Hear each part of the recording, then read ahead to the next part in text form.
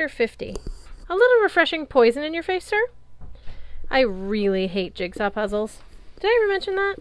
I especially hate it when I stare at a piece for hours, wondering where it goes, and somebody just comes along, slaps it into place, and says, "There, stupid!" That's what I felt like when I finally figured out Loki's plan. I remembered the maps strewn across Uncle Randolph's desk when Alex and I had visited. Maybe in the back of my mind, I realized how strange it was at that time. Randolph's quest to find the Sword of Summer was over. Why would he still be poring over maps? But I hadn't asked Alex or myself about it. I'd been too distracted. Now I was willing to bet Randolph had been studying topographical maps of New England. He'd been ordered to undertake a different search, to find the coordinates of Loki's cavern in relation to the fortress of Thrym. If anyone could do it, my uncle could. That's why Loki kept him alive. No wonder Loki and Randolph weren't at the bar. They were waiting for us, on the other side of the tunnel. "We need our goats!" I yelled. I waded through the crowd until I reached our chariot. I grabbed Otis's face and pressed my forehead against his. "Testing," I whispered. "Is this goat on? Thor, can you hear me?" "You have beautiful eyes," Otis said. "Thor," I said, "red alert! We're on the move! They're taking us to Loki's cave! I don't know where it is. Tunnel's on the right-hand wall angling down. Just find us!" "Otis, did he get the message?" "What message?" Otis asked dreamily. "Magnus Chase," the Giant King yelled. "Are you ready?" Yeah," I called back. "We just have to ride in the chariot because traditional wedding reasons." The other giants shrugged and nodded, as if this made perfect sense to him. Only Thringa looked suspicious. I feared she was starting to doubt whether the chariot was a rental. Suddenly the bar felt much too small, with all the giants putting on their coats, straightening their ties, swigging the last of their mead, and trying to figure out their places in the wedding procession. Simra and Alex made their way to the chariot. "What do we do?" Alex hissed. "I don't know," Sam said. "Where's our backup?" "We're going to be in the wrong place," I said. "How will they find us?" That was all we had time to say to one another before Thrym came over and took the reins of our goats. He pulled our chariot into the tunnel, his sister by his side, the rest of the giants filing in 2 by 2 behind us. As soon as the last giants were inside the tunnel, the entrance behind us sealed shut. "Hey, Thrym!" My voice bore an unfortunate resemblance to Mickey Mouse's, making me wonder what sort of strange gases were in the tunnel. "You sure it isn't it's a good idea to trust Loki? I mean, wasn't it his idea to sneak Thor into your grandfather's wedding? Didn't he help Thor kill your family?" The Giant King stopped so abruptly that Marvin ran into him.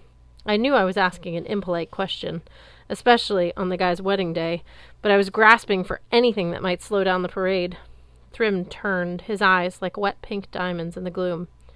"Don't you think I know that, human? Loki is a trickster. It is his nature. But Thor is the one who killed my grandfather, my father, my mother, my entire family. Except for me," Thringa muttered.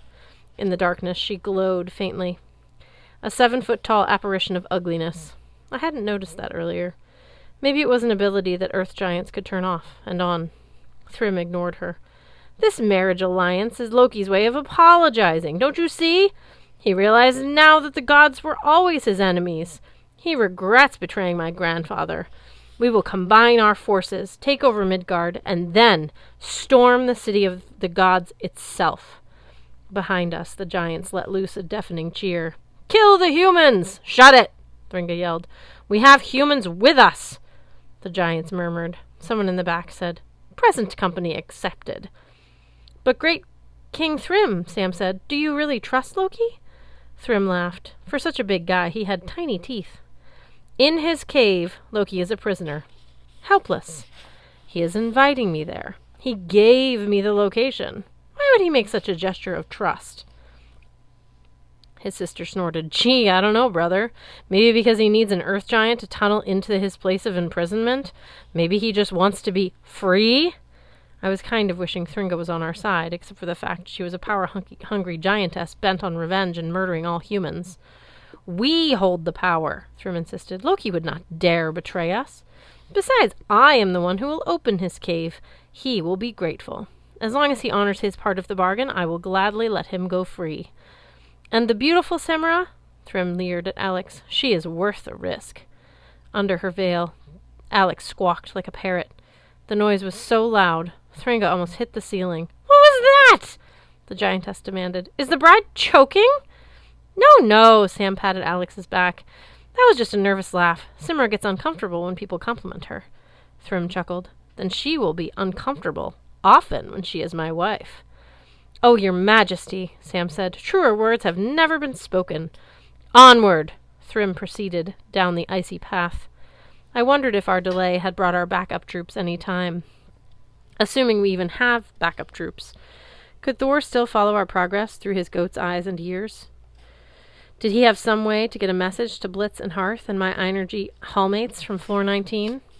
The tunnel closed behind us as we descended. I had a horrible vision of Thor in the giant's barroom, trying to break through the wall with his corkscrew and hand drill. After a few more minutes, the tunnel began to narrow. Thrym's progress slowed.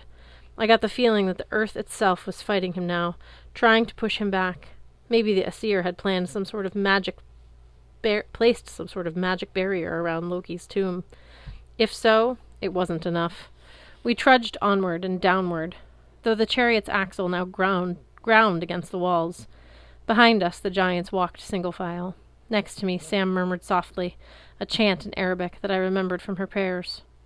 A foul smell wafted up from the depths, like sour milk, rotten eggs, and burnt meat. I was afraid it was not Thor. "I can sense him," Alex whispered, the first thing she said in almost an hour. "Oh, no, no, no." The tunnel widened suddenly, as if Thrym had finally burst through the earth's defenses. Our procession filed into the chamber of Loki. I'd seen the place in my dream, but that didn't prepare me for the real thing. The cavern was about the size of a tennis court, with a high domed ceiling of cracked stone and broken stalactites, the remnants which littered the floor. There were no other exits that I could see. The air was stale and sickly sweet, with the stink of rot and burnt flesh. Around the room, massive stalagmites rose from the floor. In other places, craters of viscous liquid bubbled and steamed, filling the cave with noxious gas. The temperature was about 100 degrees, and all the earth giants tromping in didn't help with the heat or the smell. In the center of the room, just as I'd seen in my dream, Loki lay prone on the floor, his ankles bound together and tied to one stalagmite, his arms spread wide and chained to the two others. Unlike the manifestations I'd seen of him before, the real Loki was neither handsome nor dashing. He wore nothing but a ragged loincloth. His body was emaciated, filthy, and covered with scars. His long, stringy hair might once have been reddish-brown, but it was now burnt and bleached from centuries of being in this toxic cave, and his face, what was left of it, was a half-melted mask of scar tissue. Coiled around the stalactite at Loki's head, a massive serpent stared down at the prisoner, its fangs dripping yellow venom. At Loki's side knelt a woman in a white, hooded robe. She was holding a metal bowl over Loki's face to catch the poison. The snake was a real producer, though. The venom dripped from his mouth like a partially turned-on showerhead. The woman's bowl was much too small. As we watched, venom filled to the brim, and the woman turned to empty it, tossing the contents into one of the boiling pools behind her. She moved quickly, but poison still splattered Loki's face. He writhed and screamed. The cavern shook. I thought the ceiling would collapse on top of us, but somehow it held. Maybe the gods had fashioned this chamber to endure the shaking, just as they'd fashioned Loki's bonds never to break, the snake never to run dry, and the woman's cup never to be big enough. I wasn't religious, but the whole scene reminded me of a crucifix in a Catholic church, a man in excruciating pain, his arms outstretched. Of course, Loki was nobody's idea of a savior. He wasn't good. He wasn't sacrificing himself for something noble. He was an evil immortal, paying for his crimes. Still, seeing him here in person, broken, filthy, and in agony, I couldn't help feeling pity. No one deserved this kind of punishment, not even a murderer and a liar.